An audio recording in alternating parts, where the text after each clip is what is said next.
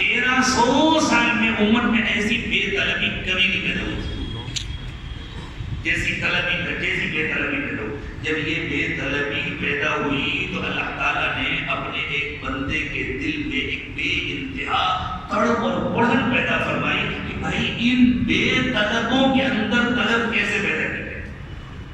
یہ جو محنت ہے نا یہ اصل میں بے طلبوں کے اندر طلب پیدا کرنے کی محنت ہے. اسی لیے حضرت مولانا محمد الیاس صاحب رحمۃ اللہ علیہ فرمایا کرتے تھے کہ میری محنت اس لیے ہے تاکہ مدارس کو طلبہ ملیں، خانقاہوں کو مریدین ملیں، لوگ اپنے علماء سے جڑیں اور دین سیکھیں، وہاں جا کر کے اپنی کامل اصلاح کرائیں. اس لیے کہ سب بیٹھ گئے ہیں، اب مدارس میں نہیں جا رہے. کیوں؟ طلب نہیں ہے. جیسے کوئی گاڑی راستے میں چلتے چلتے ٹھہر گئی، انجن بند ہو گیا، تو اب اس کا علاج یہ ہے کہ اس کو دھکا دے کر اسٹارٹ کیا جائے. جب دھکا لگ جائے گا تو وہ خود اپنے انجن سے چلنے لگے گی. یہ دھکا دینے کی محنت ہے جو اللہ تعالیٰ نے ہمیں عطا فرمائی تاکہ بے طلبوں کے اندر طلب پیدا ہو جائے. اور جب ان کے اندر طلب پیدا ہو جائے گا وہ جائیں دین سیکھیں. الحمدللہ اللہ تعالیٰ نے بڑا فضل فرمایا، بڑا احسان فرمایا. دین کو جب صحیح طور پر نہیں سمجھا جاتا، کسی بھی کام کو جب صحیح طور پر نہیں سمجھا جاتا تو بڑے مسائل پیدا ہوتے ہیں. اس کام میں بھی مسائل اسی لیے پیدا ہوئے ہیں کہ شروع والوں نے صحیح سمجھا، بعد والوں نے غلط تشریحات شروع کر.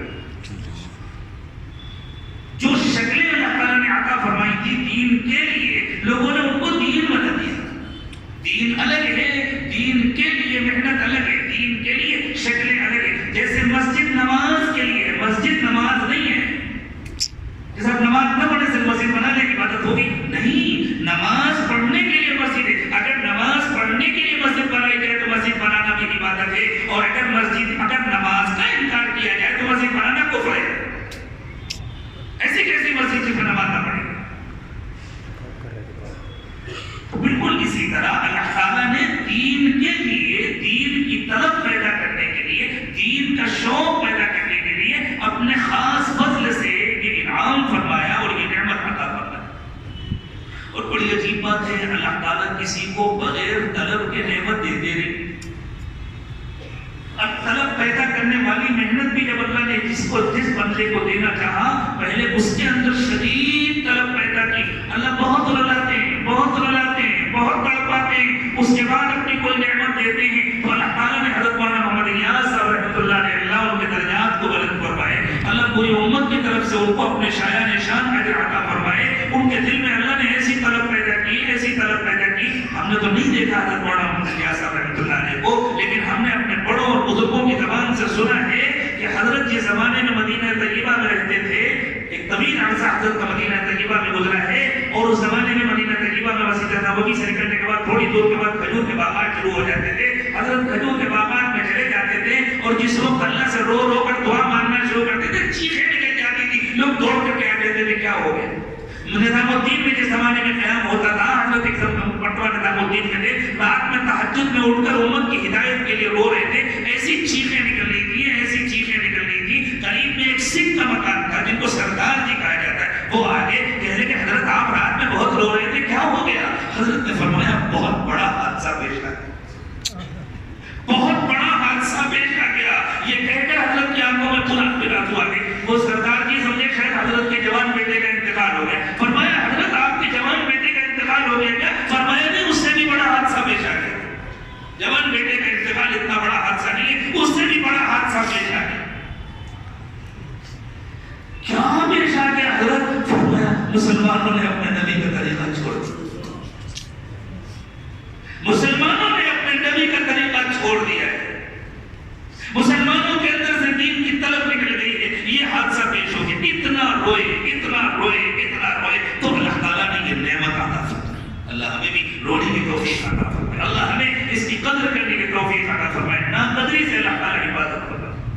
تو یوں سمجھو میرے دوستو، دین اللہ کا جو ہے وہ ایک ہے، ایک ہی رہے گا، وہ ہمیشہ سے ایک ہی ہے. دین وہ ہے جو اللہ تعالیٰ نے اپنے نبی صلی اللہ علیہ وسلم کو عطا فرمایا، اور جو آپ سے پہلے تمام انبیاء کرام علیہ السلام کو عطا فرمایا تھا. اس دین کے لیے جیسے جیسے تقاضے ہوئے محنتیں اللہ تعالیٰ عطا فرماتے گئے. ایک زمانہ تھا احادیث کو جمع کرنا دین کا کا سب سے بڑا تقاضا تھا، تو اللہ نے محدثین کے دل میں طلب پیدا فرما دی. محدثین نکلتے تھے اس ترتیب سے نہیں نکلتے تھے، وہ تو جاتے تھے ایک ایک کے بعد اور جا جا کر کے حدیث سنتے تھے اور ان کو جمع کرتے تھے. یہ دین کا تقاضا تھا، اللہ اس کو پورا کرا رہے تھے. پھر ایک وقت آیا کہ ان تمام احادیث کو جمع کرنے کے بعد فقہا دین کے تمام احکام و مسائل کو مرتب کر کے امت کو دو، تو فقہا کی محنت کا دور آیا، اس میں یہ ترتیب نہیں تھی.